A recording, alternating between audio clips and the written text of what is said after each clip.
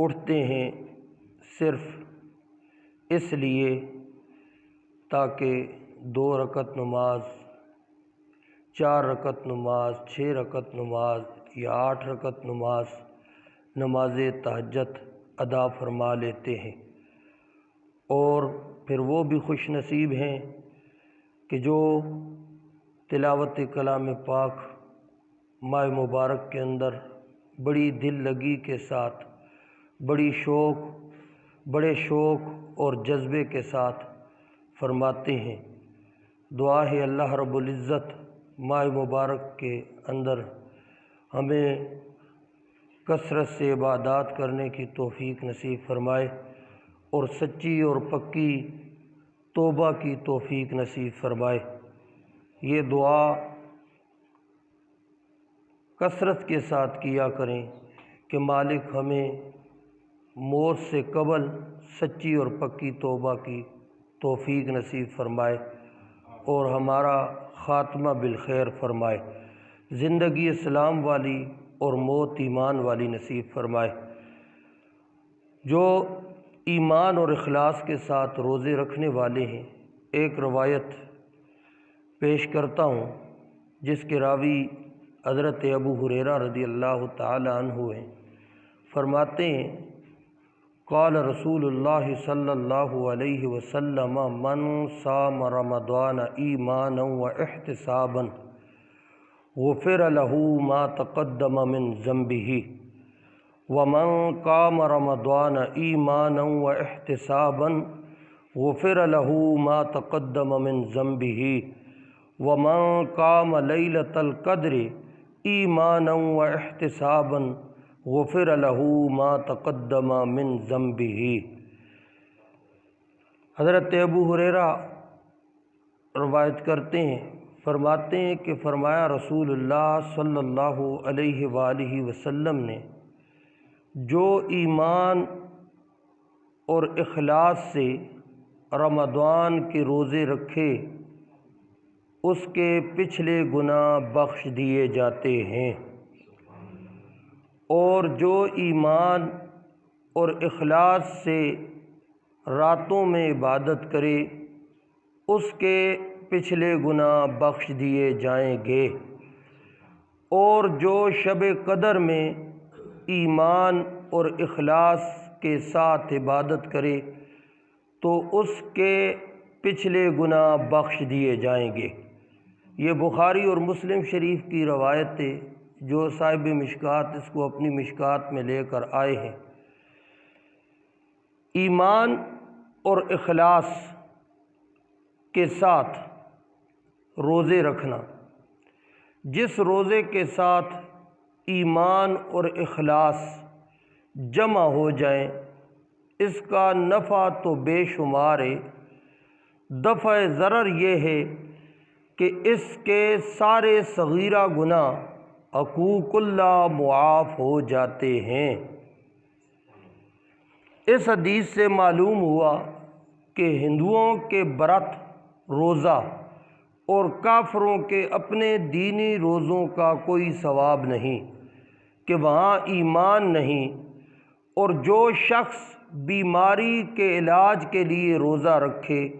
نہ کہ طلب ثواب کے لیے تو کوئی ثواب نہیں، کہ وہاں احتساب نہیں۔ یعنی روزہ وہ جس کا فائدہ ہوگا جو ایمان اور اخلاص کے ساتھ رکھا جائے،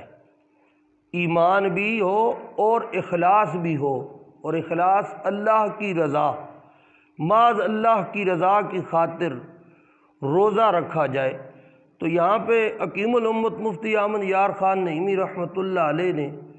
مرات المناجیز کے اندر اس کی جو شرح فرمائی ہے بہت ہی پیاری ہے، کہ فرماتے ہیں کہ ایمان اور اخلاص اگر جمع ہو جائیں تو اس کا نفع جو ہے، فائدہ تو وہ ہے ہی بے شمار، اور دفع ضرر یہ ہے کہ پچھلے گناہ اللہ تبارک و تعالی، گناہ صغیرہ حقوق اللہ، وہ اللہ معاف فرما دیتا ہے۔ اس عبادت سے مراد نماز تراویح ہے، یعنی دوسرے جملے میں فرمایا ومن قام رمضان ایمانا و احتسابا غفر له ما تقدم من ذنبہ، اور جو رمضان میں ایمان اور اخلاص سے راتوں میں عبادت کرے تو اس کے بھی پچھلے گناہ بخش دیے جاتے ہیں۔ اس عبادت سے مراد نماز تراویح ہے جو صرف رمضان میں ادا ہوتی ہے، یا نماز تہجد ہے۔ تو اس سے وہ لوگ عبرت پکڑیں اور غور کریں کہ جو سرے سے نماز تراویح تو ایک طرف رہی، نماز عشاء بھی ادا نہیں کرتے ہیں، اور رمضان المبارک کے اندر خصوصیت کے ساتھ نماز تراویح کا اہتمام کیا جاتا ہے، جس میں کلام مجید کا ختم پاک ہوتا ہے۔ تو اس لیے کوشش کرنی چاہیے ان میرے بھائیوں اور بزرگوں کو کہ جو روزہ کھولنے کے بعد، کھانا پینا کرنے کے بعد سستی تو واقعی ہوتی ہے، لیکن اس درجے کی طرف غور کریں، اس ثواب کی طرف غور کریں کہ ہم اگر سستی کریں گے تو اس ثواب سے بھی محروم ہو جائیں گے۔ اور وہ ثواب اور درجہ کیا ہے کہ میرے مصطفیٰ کریم نے فرمایا ایمان اور اخلاص کے ساتھ قیام کرنے والا وہ ایسا ہے اللہ اس کے بھی پچھلے گناہوں کو معاف فرما دے گا۔ تو اس لیے ہماری مساجد میں شروع کے دنوں میں چند دن بڑی شوق اور لگن سے لوگ نماز تراویح کے لیے حاضر ہوتے ہیں، اور اس کے بعد آہستہ آہستہ کم ہونا شروع ہو جاتے ہیں، اور پھر وہی نمازی رہ جاتے ہیں جو عام دنوں میں ہوتے ہیں۔ تو میرے بھائیوں اور بزرگوں، یہ غور کرو کہ رمضان المبارک سال بعد ہمارے پاس آتا ہے، اور یہ کسی کو نہیں پتہ کہ آئندہ سال آنے والا رمضان ہمیں نصیب ہوگا یا نہیں۔ نہیں تو یہ غور کریں، پچھلے رمضان میں ایسے لوگ تھے جنہیں یہ رمضان نصیب نہیں ہوا، وہ اس رمضان سے پہلے ہی دنیا سے رخصت ہو گئے۔ تو اللہ نے اگر یہ سعادتیں نصیب کی ہیں تو ان گھڑیوں اور ان ساعتوں، ان دنوں اور ان راتوں سے ہم فائدہ اٹھا لیں۔ اور نماز تراویح اگر آپ لگن سے پڑھیں گے تو کوئی تھکاوٹ نہیں، کیونکہ جب آپ تھکاوٹ کے باوجود آپ مکمل نماز تراویح جماعت کے ساتھ پڑھ لیں گے تو اس کے بعد یہ بھی غور کرنا کہ آپ کو روحانی خوشی کتنی ہوگی کہ ہم نے الحمدللہ نماز تراویح بھی ادا کی ہے اور اللہ کے کلام کو سنا ہے۔ یاد رکھیں ایک حدیث پاک کا مفہوم ہے، حضور فرماتے ہیں کہ روزہ اور قیام، روزہ اور قرآن، روزہ اور قرآن پاک کل قیامت والے دن شفاعت کریں گے دونوں اللہ کی بارگاہ میں۔ روزہ روزے دار کی شفاعت کرے گا،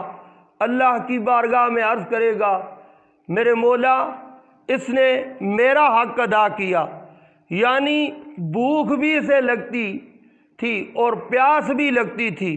لیکن باوجود اس کے اس نے مجھے پورا کیا ہے۔ یہ نہ کھانے کی طرف گیا نہ پینے کی طرف گیا، اور اس نے مجھے رکھا ہے۔ میرے مولا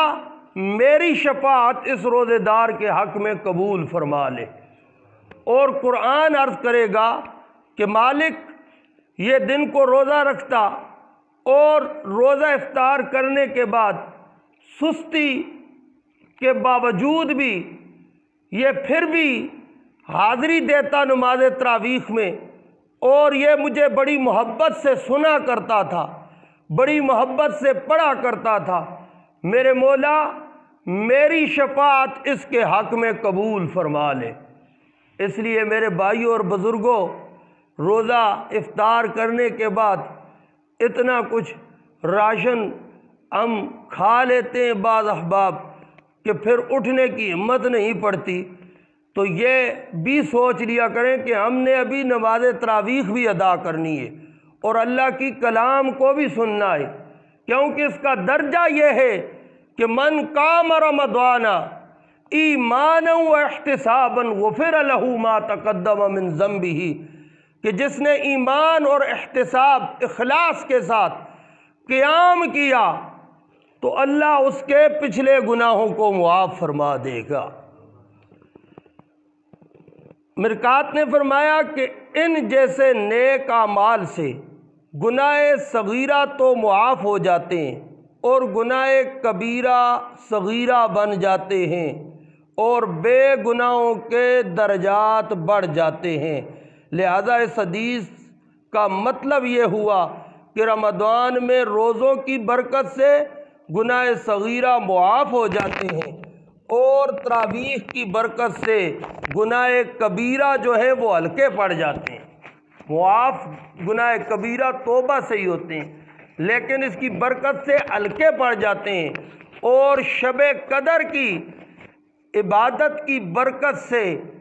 درجے بڑھ جاتے ہیں۔ لہذا حدیث پر یہ اعتراض نہیں کہ جب روزوں سے گناہ معاف ہو گئے تو پھر تراویح اور شب قدر کی عبادت سے کیا ہوگا، کہ روزوں سے ہی گناہ معاف ہو گئے، کہ جو روزے رکھے ایمان اور اخلاص کے ساتھ اس کے پچھلے گناہ معاف ہو گئے۔ ہاں جی، پھر دوسرے جملے میں فرمایا جس نے قیام کیا ایمان اور اخلاص کے ساتھ اس کے پچھلے گناہ معاف ہو گئے، اور تیسرے جملوں میں فرمایا کہ جس نے لیلۃ القدر میں قیام کیا اللہ اس کے پچھلے گناہوں کو معاف فرما دے گا۔ تو یہ وضاحت حکیم الامت مفتی احمد یار خان نعیمی رحمۃ اللہ علیہ نے فرمائی ہے کہ روزے کی برکت سے گناہ صغیرہ معاف ہو جاتے ہیں، تراویح کی برکت سے گناہ کبیرہ ہلکے پڑ جاتے ہیں اور شب قدر کی عبادت سے درجے بڑھ جاتے ہیں۔ دعا ہے اللہ رب العزت ہمیں عمل کی توفیق نصیب فرمائے۔ آخر میں یہی میری گزارش ہے، جہاں تک میری آواز جاتی ہے میں اپنے بھائیوں، بزرگوں، دوستوں کی خدمت میں، ماؤں بہنوں کی خدمت میں گزارش کرتا ہوں